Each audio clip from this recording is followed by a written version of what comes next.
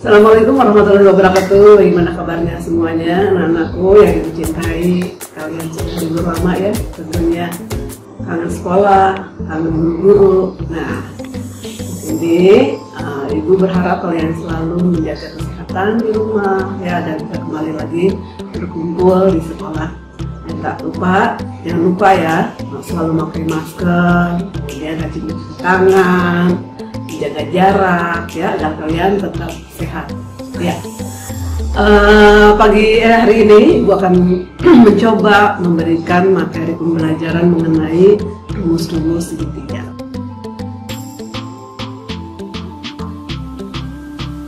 Rumus-rumus segitiga itu terdiri dari aturan sinus dan aturan kosinus.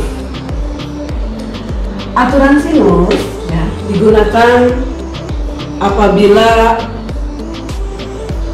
sudutnya itu tidak sama dengan 90 derajat. Karena kalau 90 derajat, kalian bisa menggunakan untuk menghitung panjang sisi itu dengan menggunakan Pitagoras. Kalian kan sudah ibu pelajari waktu itu ya. Nah, itu 90 derajat dengan menggunakan rumus Pitagoras. Dan syaratnya adalah segitiganya siku-siku. Sedangkan untuk aturan sinus ini adalah segitiganya sembarang, jadi boleh lancip atau tumpul ya, yang pokoknya yang tidak sama dengan 90 derajat menggunakan aturan sinus. Nah, aturan sinus di sini digunakan apabila pertama sudutnya tidak sama dengan 90 derajat. Yang keduanya, jika diketahui dua sisi dan satu sudut. Nah, yang ketiganya adalah jika diketahui satu sisi dua sudut. Contohnya, nah rumusnya yang digunakan adalah misalnya nih, A per sin A. A di sini adalah panjang sisi A, sedangkan sin A-nya adalah sudut A. Sama dengan B per sin B, sama dengan C per sin C. Ini digunakannya tidak semuanya rumusan ini, tapi seandainya di dalam soal itu misalnya diketahui panjang A dan B dan sudut A, maka rumusnya yang ini ditutup. Ya, kita menggunakan rumusnya A per sin A sama dengan B per sin B. Tapi kalau misalnya yang diketahui adalah A sama C, berarti perbandingannya A per sin A sama dengan C per sin C. Nah, ini adalah aturan sinus. Yang keduanya adalah menggunakan aturan kosinus, berarti cos yang digunakannya ya. Nah, sama digunakan apabila sudutnya tidak sama dengan 90 derajat. Yang keduanya adalah jika diketahui dua sisi satu sudut, atau jika diketahui ketiga sisinya, maka rumusnya untuk mencari panjang A sama dengan, berarti yang diketahui adalah B kuadrat ditambah C kuadrat min 2BC. Nah, yang belum ada apa? Sinnya kan? Cosnya adalah cos A. Kalau mencari B, berarti yang diketahui adalah A kuadrat plus C kuadrat min 2AC cos B. Kalau panjang sisi C yang dicarinya adalah A kuadrat tambah B kuadrat min 2AB cos C ya. Nah, yang terakhir adalah kalau kita mencari besar sudut, kita bisa menggunakan dari rumus aturan kosinus. Contohnya, kita mau mencari sudut A. Nah, dengan rumus menggunakan rumus aturan kosinus yaitu A kuadrat plus B kuadrat ditambah C kuadrat min 2BC cos A ya. Nah, ini kan negatif kan? Negatif nih. Nah, pindah ruas ke sebelah kiri menjadi positif. Asalnya negatif menjadi positif. 2BC cos A. Nah, ini kan sama dengan ini tetap positif karena memang ada di sebelah kanan. B kuadrat tambah C kuadrat. Nah, yang A asalnya di sebelah kiri pindah ruas ke kanan menjadi min A kuadrat. Jadi sudutnya, bicara sudut A, cos A sama dengan berarti B kuadrat tambah C kuadrat min A kuadrat per 2BC.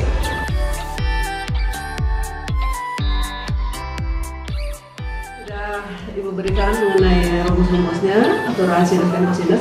Sekarang kita contohnya ya. Perhatikan, ini ada contoh di halaman yang kemarin Ibu kasihkan sebagai tugas PJJ ke-8, yaitu contoh 6,5 halaman 157 ya. Kalian bisa dibuka di buku yang ini ya, nanti cari halamannya 157. Dilihat di dalam tabel, misalnya ini ada segitiga PQR. Kalau segitiga PQR, di sini sudut P, maka yang disebut panjang sisinya adalah di sini. Di depannya sudut ini adalah panjang sisinya, ya. Berarti kalau panjang sisi QR ini artinya panjang sisi P. Kemudian yang panjang sisi P ke Q ini adalah panjang sisi R. Panjang dari P ke R ini adalah sebenarnya panjang sisi Q, ya. Nah, ini kita tahu. Ini adalah sudut P, sudut Q, dan sudut R. Contohnya yang pertama adalah diketahui panjang P-nya 16, Q-nya 12, sudut Q-nya 45 derajat, sudut R-nya 30. Yang ditanyakannya adalah panjang R, ya. Sama dengan berapa dan sudut P-nya berapa. Sedangkan kalau menggunakan sudut R, panjang R, berarti kita harus tahu dulu sudut R-nya. Sedangkan R-nya belum diketahui di sini, ya. Kan R per sin R. Sedangkan R-nya, sudut R-nya nggak ada. Yang ada adalah hanya sudut Q dan sudut R-nya, ya. Kemudian kita mau mencari sudut P dulu. Berarti kita cari dulu sudut P-nya. Sudut P-nya sama dengan, boleh menggunakan 180 dikurangi, karena dua sudut sudah diketahui, berarti sudut Q ditambah sudut R. Berarti 180 dikurangi 45 ditambah 30 derajat. Berarti 180 dikurangi 75 sama dengan sudut P-nya adalah 105. Nah, sedangkan kita mau mencari panjang R, ya. Panjang R yaitu R per sin R sama dengan, kita bandingkannya dengan P, ya. Dengan Q juga boleh, ya, karena Q per sin Q. Panjangnya ada, Q-nya sudah diketahui, dan sudutnya juga sudah ada. Jadi boleh sembarang mau apa aja. Tapi ibu gunakan yang P, ya. R per sin R sama dengan P per sin P. Kita disilang, berarti R kali sin P. R kali sin P sama dengan berarti P kali sin R. Berarti R sin P-nya berapa tadi? Sin 105. Sama dengan P-nya berapa? Banyak. P-nya adalah 16. Nah, ke sini. Sin R-nya berapa? Sin 30 derajat. Nah, ini berarti R kali sin 105. Kamu boleh cari di tabel, ya, yang warna kuning, atau boleh menggunakan kalkulator juga nggak apa-apa. Ibu udah cari, sama dengan sin 105 itu adalah 0,97, ya. Sama dengan 16 kali sin 30 berapa? 0,5. Nah, ini berarti R ini sama dengan 16 kali 0,5 dibagi 0,97. 16 kali 0,5 adalah 8 per 0,97, ya. Hasilnya adalah 8,25. Berarti panjang sisi R-nya menjadi 8,25 cm, ya. Jangan lupa sentimeter kalau untuk satuan sisi. Ini adalah panjang R-nya sudah kita tahu. Nanti kita lanjut lagi ke contoh aturan kosinus.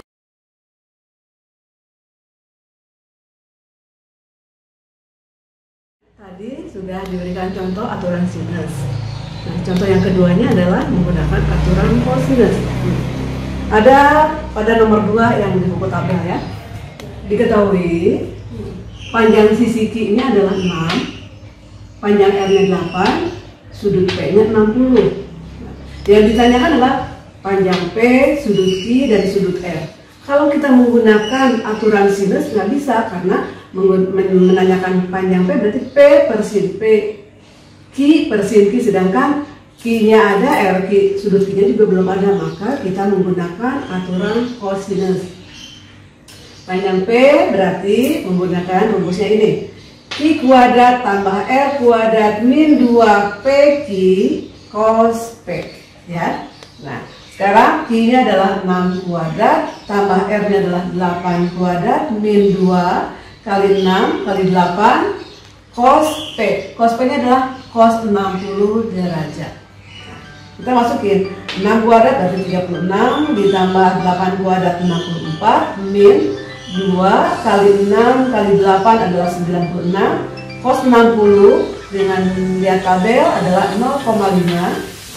Kita kalikan 36 ditambah 64 100 dikurangi 96 kali 0,5 adalah 48. Jangan sekali-kali 36 tambah 64 dikurangi 96 baru kalikan 0,5, itu salah ya. Jadi yang ini 36 tambah 640 hasilnya 100, 96 kalikan 0,5 hasilnya 48. Jadi 100 dikurangi 48 sama dengan 52. Nah ini masih P kuadrat, berarti kalau P adalah akar dari 52 sama dengan 7,2 cm. Nah, berarti panjang P ini adalah 7,2 ya. Nah, kita kan lihat di sini Q-nya 6, ini 8, berarti kalau ini 7,2 ini berarti benar. Tapi kalau misalnya tadi belum diakarkan, ini 6, ini 8, langsung anjlok 52, pasti ada kesalahan. Jadi untuk mengeceknya seperti itu. Ternyata adalah ini belum diakarkan kalau 52 ya. Nah, kita yang kedua adalah mencari sudut Q. Nah, sudut Q berarti adalah P kuadrat ditambah R kuadrat min Q kuadrat per 2PQ PR ya. P nya adalah tadi sudah diketahui 7,2 kuadrat tambah R nya berapa? 8 kuadrat, min Q nya apa? Min Q nya udah ada 6 kuadrat per 2 kali 7,2 kali 8 sama dengan 51,84 ya. 8 kuadrat adalah 54, 6 kuadrat adalah 36 per 2 kali 7,2 kali 8 adalah 115,2. Nah, ini dijumlahkan dikurangi 36 hasilnya ya 79,84 dibagi 115,2 sama dengan cos Q-nya adalah 0,69. Ini bukan sudutnya. Nah, kalau mencari sudutnya berarti ya, berarti kalau ini cos Q sama dengan 0,69 sama dengan sudut Q-nya adalah 46,13. Kalau menggunakan kalkulator tadi sudah dapat 0,69. Pijit shift ya cos, artinya kebalikannya. Tapi kalau di dalam tabel misalnya ini tabel ya, ini tadi alfanya, sudutnya berapa? 0, ini cos ya, ini cosinus, sudut cosinus 0, 1, titik sampai tadi ini 46 derajat.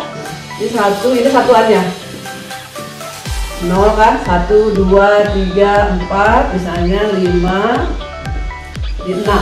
Maka di sini adalah 46,13. Nah, dibulatkan menjadi 1,3 itu menjadi di sini ya. Ini adalah hasilnya adalah 0,69 berapa. Jadi kalau mencari udah 0,69, kita cari dulu angkanya. Ternyata adanya di sini. Tarik ke kiri 46 derajat, 1. Ya, karena kalau di sini kan ini dibulatkan menjadi 64,1. Tapi kalau lebih dari 5, misalnya 46,56 berarti menjadi 0,6. Ya, udah sampai sini aja ya. Nanti kalian bisa menghitungnya untuk panjang sudut R-nya sama seperti contoh di sini. Assalamualaikum warahmatullahi wabarakatuh.